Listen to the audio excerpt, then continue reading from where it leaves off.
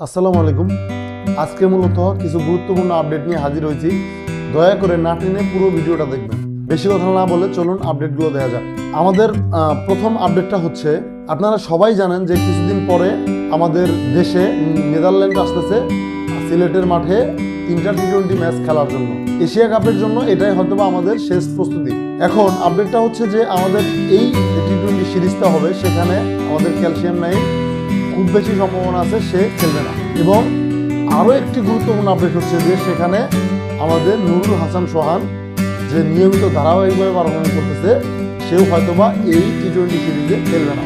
এখন আমরা সবাই ধরে নিতে পারি যে এই টি-20 সিরিজে যারা খেলবে তাদের মধ্যে বেশিরভাগ খেলোয়াড়ই খেলবে আমাদের আসন্ন এশিয়া কাপে।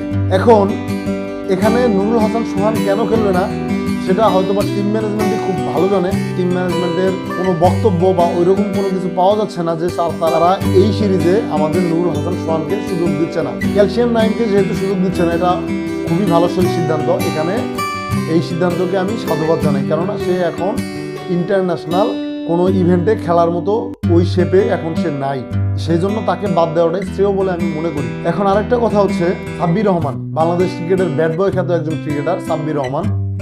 আপনারা হয়তো অনেকেই অনেক কথা বলতে পারেন যে সাব্বির রহমানের পারফরমেন্স এখন ভালো না, বা কোন পারফরমেন্সের ভিত্তিতে তাকে এখন জাতীয় দলে আনা যায়।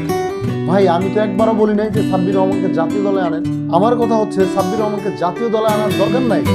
তাকে আপনি বাংলাদেশের জাতীয় দল ছাড়াও যে অন্যান্য টিমগুলো আছে সেখানে আপনি সুযোগ দেন, সেখানে সুযোগ দিয়ে দেখেন সে পারফর্ম করতে পারে কিনা। যদি সে পারফর্ম করতে পারে তাহলে আপনারা তাকে জাতীয় দলের জন্য বিবেচনা করবেন, আর যদি না করে তাহলে দরকার নাই। তো সর্বশেষ যে আমাদের বিপিএল হয়েছে, সেই বিপিএলে সাব্বির রহমানের পারফর্ম ছিল 160 স্ট্রাইক সে ব্যাট করছে এবং সে 18টা ছক্কা মারছে, এবং সে খুব সম্ভবত 4টা ম্যাচে সে অপরাজিত ছিল। এখন বিপিএল ছাড়া তারপরে তো আমাদের দেশে আর কোনো টি-20 লিগ হয় নাই, তাহলে কিভাবে তার পারফরমেন্সকে আপনারা বিচার করতেছেন? আর ক্যালসিয়াম নাই, তাকে কিভাবে আপনারা জাতীয় দলে এতগুলো সুযোগ দেওয়ার পরে, যেহেতু সে তার যোগ্যতার প্রমাণ করতে পারে নাই, তাহলে কেন তাকে আপনারা বারবার জাতীয় দলে সুযোগ দিচ্ছেন? সাব্বির রহমানকে আপনারা সুযোগ না দিলেন, ভালো কথা, ঠিক আছে। আপনারা একটা সিরিজ দেখে সাব্বির রহমানকে সুযোগ দিতে যাচ্ছেন না, খুবই ভালো কথা। নুরুল হাসান সোহান সে কি দোষ করছে? সে এনসিএল এ ভালো করছে, সে বিপিএল এ ভালো করছে, সে ডিপিএল এ ভালো করছে, এবং সর্বশেষ যে আমাদের গ্লোবাল টি-20 লিগ হলো সেখানেও সে ভালো করছে। শুধু তাই না, এই আমাদের লাস্ট 2-3 দিন ধরে যে ম্যাচগুলো হলো এসপির সাথে বাংলাদেশ এ দলের, সেখানেও সে ভালো করছে। তাহলে কেন নুরুল হাসান সোহানকে আপনারা বিবেচনায় রাখতে পারতেছেন না? সে তো সব জায়গায় খুব ভালো পারফর্ম করছে, তাহলে কেন তাকে আপনারা নেদারল্যান্ডস টিমে না রাখার মতো পরিকল্পনা করতেছেন? টিমটাকে যদি একপাক্ষিকভাবে চিন্তা করবেন, যদি কোনো খেলোয়াড়ের প্রতি আলাদাভাবে নজর দিবেন, যদি কারোর প্রতি সহানুভূতি দেখাবেন, তাহলে কেন আপনারা ন্যাশনাল সিলেকশন প্যানেলে আছেন? সাব্বির রহমানের বয়স এখন খুব সম্ভবত 34-33, হয়তোবা খুব বেশি হলে সে 2 থেকে 3 বছর আর ন্যাশনাল টিমে খেলতে পারবে। এর বেশি সুযোগ তো নাই। বাংলাদেশ টিমে 35-36 বছর বয়স হলে তাকে তারপরে আর ন্যাশনাল টিমের জন্য কন্টিনিউ করা হয় না, তাকে বাদ দিয়ে দেওয়া হয়।